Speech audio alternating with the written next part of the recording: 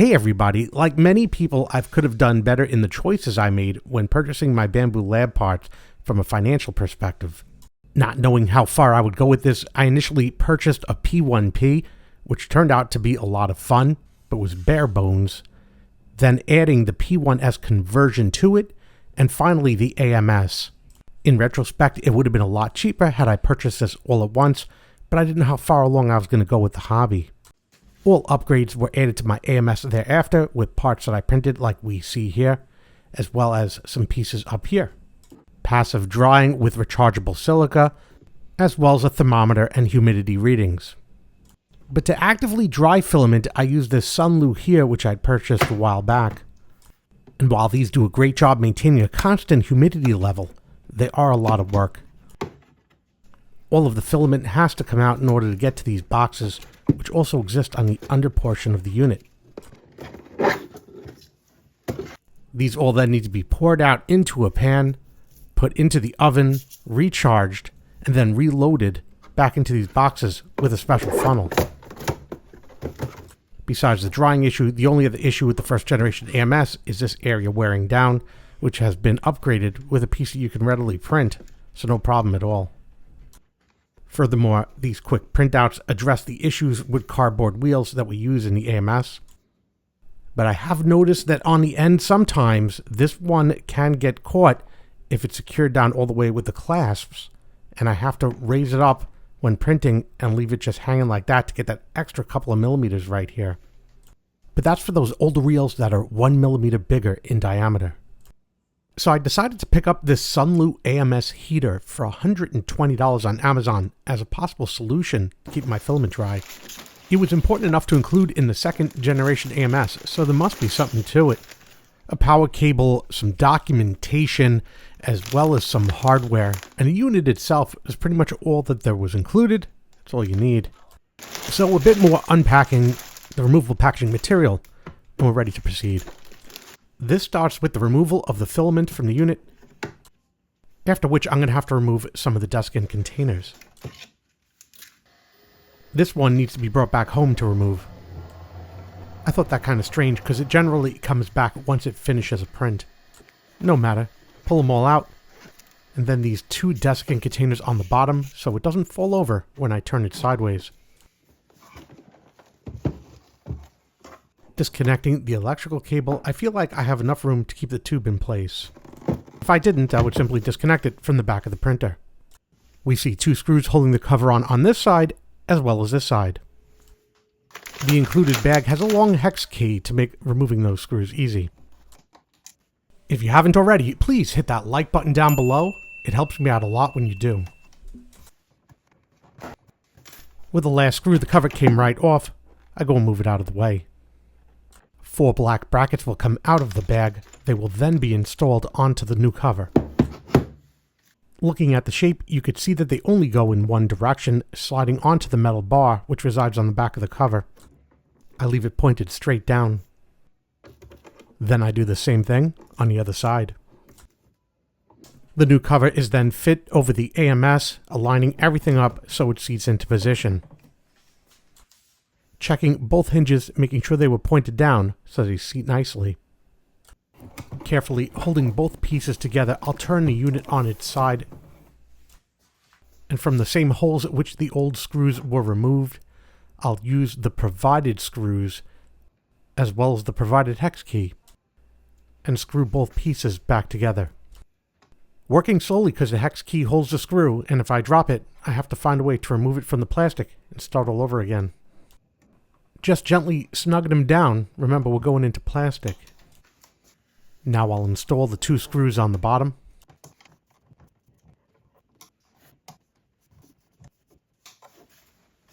I'll be sure to store the extra provided pieces. At this point, everything can be placed right side up. The cable reconnected to the back of the AMS, as well as possibly the tube to the printer if you'd removed it. The 2 desiccant containers from the bottom that I had removed previously, I reinstall into the printer. Now it's just a matter of removing the remaining packaging material.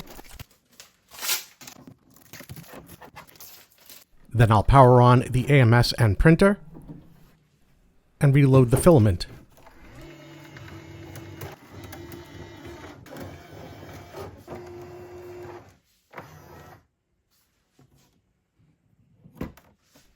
It'll be connected to mains with this provided power plug. Finally, I'll turn on the power switch in the rear. I then press the button on the far right to activate it. This started it up in a default PLA program. The first thing I don't like, this vent needs to be open when it's running and closed when it finishes, but it's manual, so you have to be there to shut it off to close the vent.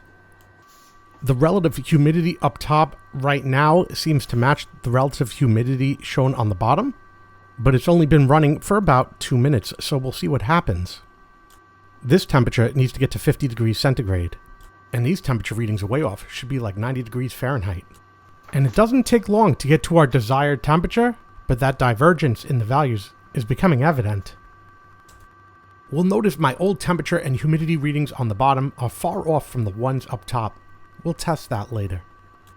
The indicator within the AMS itself also posts some interesting values when looking at the application. I want to point out that this box and this box are entirely separate functionally, so I could go and actually turn off the printer if I wanted to dry filament. And this is great, because if I don't need the printer but I want to go and dry filament, I have the option of doing so. At 50 centigrade, I'm looking here and these values are just way off. 20% on the humidity, and it's showing about 70 degrees even though it's 50 degrees centigrade. And I know heat rises, so the top is going to be hotter, and there's definitely going to be a difference between the two. But I want to see what's going on, so this is what I'm going to do. I'm going to use this Govee, which I've tested previously for accuracy for temperature and humidity. And temporarily, I'm going to place it on this roll. That way, I'm going to be able to take this and roll it down a bit and get it right in the middle of the device where the filament is and see what the readings actually are. Now I'll let it settle down and come back in an hour. Once everything's settled down, we're looking here at about 50.5 with 24.3%. And as we look up here, we're seeing about 50, right? So right on the money for temperature and just a couple of percent off on the humidity.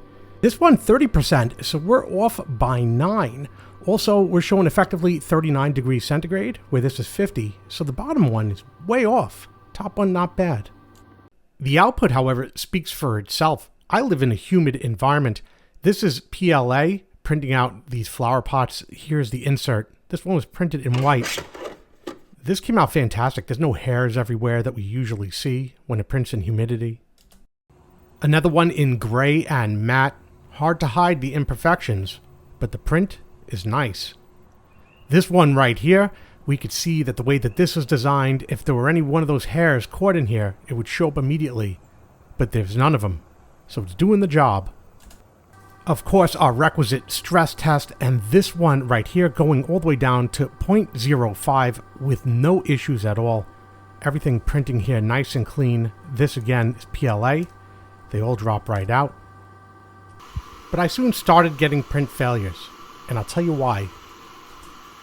This never had a heater in it, and a lot of my stuff printed out of PLA, like this spool holder. And this is why it was starting to fail, because that holder is starting to warp. Didn't occur to me, didn't think about it, but now it's an issue. And because I can't just drop the cardboard wheels in, what I had to do was start printing them out of ASA, like this one here. Different design lets me know it's ASA. However, I have to also ask myself, what do I do with the old ones that are made of PLA that haven't been destroyed yet? I guess I could use those for like TPU, something that would go in the side that would never go in this machine, and that's about it. Still more failures, because I never considered these rings right here that I used to go around the cardboard wheels. They did not fail as quick as the spool, but started to fatigue over time and fall off while we were printing. So those needed to be replaced as well.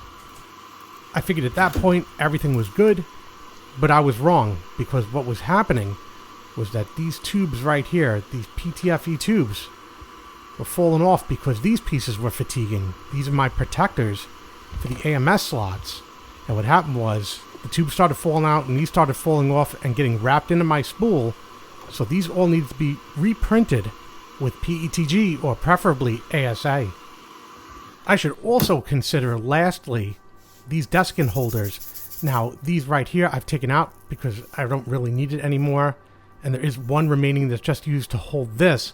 Hasn't caused any problems yet, but if I was continuing to use desking holders, I'd probably reprint them.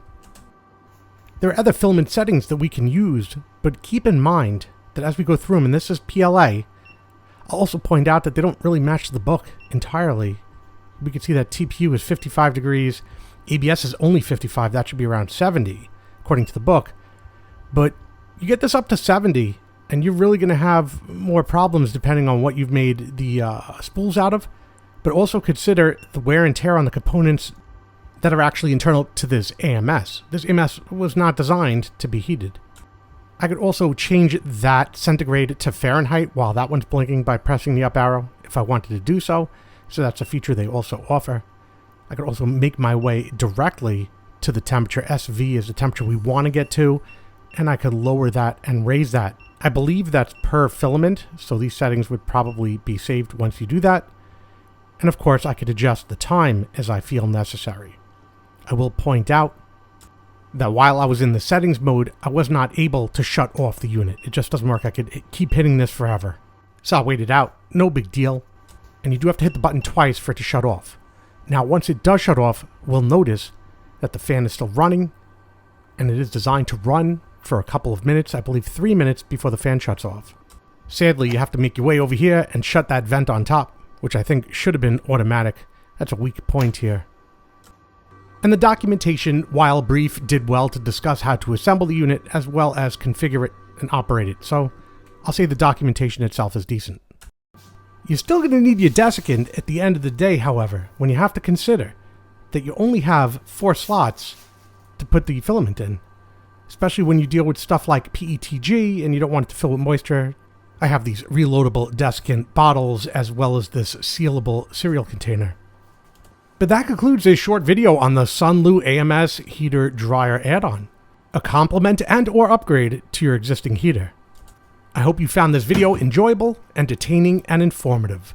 Do me a favor, hit that like button down below, helps me out a lot when you do, and hit that subscribe button to be informed of more videos like this when they come out.